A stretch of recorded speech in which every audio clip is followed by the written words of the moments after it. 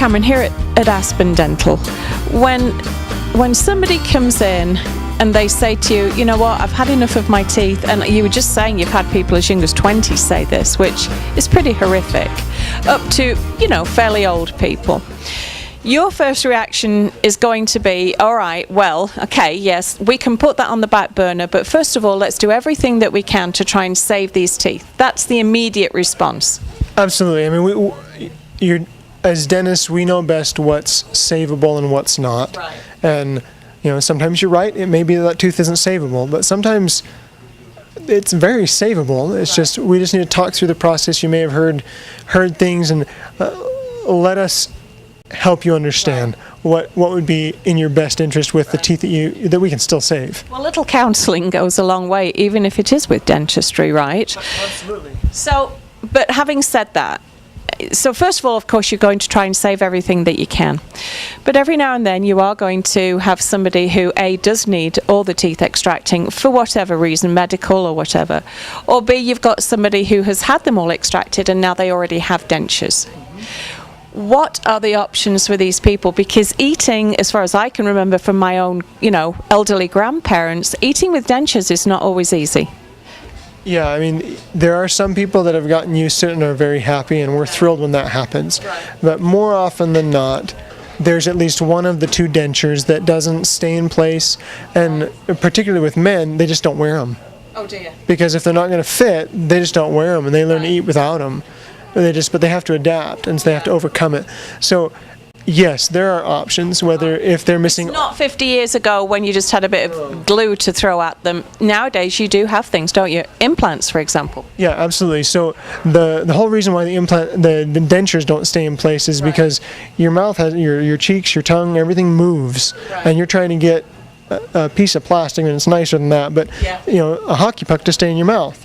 You know, it's not a simple task. Right. So the best solution is to get at least a couple implants. You know, 2 is the minimum, more is better, but they act as an anchor. It's put down there in the bone, and they support it. So it basically all locks in at the most basic level, locks onto those, and they stay in. They don't bounce, they don't slide, they don't shift, and you can actually get some decent force, because now when you're chewing, your bone and all your muscles are behind it instead of just the denture on denture, which we've seen is you've got about less than half of your chewing capacity than when you had teeth. Okay. So unlike other, we've talked about other kinds of implants, these are specifically for dentures or partial dentures that you put in your mouth and you attach the denture to them. And they're not creating that friction or movement that you had before. Right. They may be the same kind of implants, but they attach to the denture as an anchor. As an anchor to lock it in place. I mean, they literally like snap in sometimes, and so that's the best way to go. And when we have people, I mean, we've had people that have been in dentures for 20 years and have felt happy about them, but then just said, hey, well, what are my options? And when we have done the implants and ask them, how's the difference? Oh, it's amazing. I can eat a carrot again. I haven't eaten a carrot in 20 years.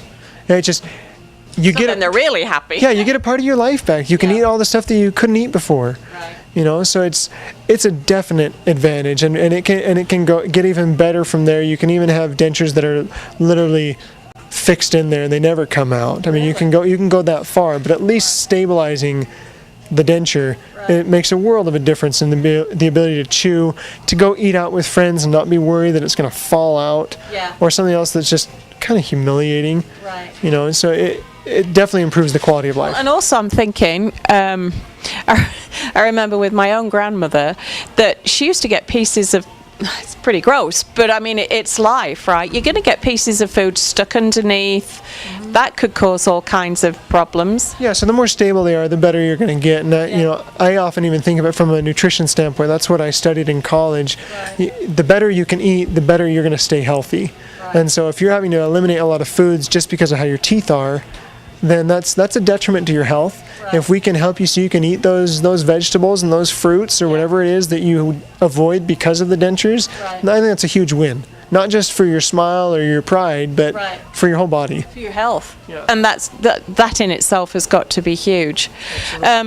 Is it just a regular appointment? How long does this kind of thing take to... Because, I mean, you see on the television all the time, people say, oh, well, you can have new dentures in one day. I don't think I believe that, should I? There are cases when it can happen.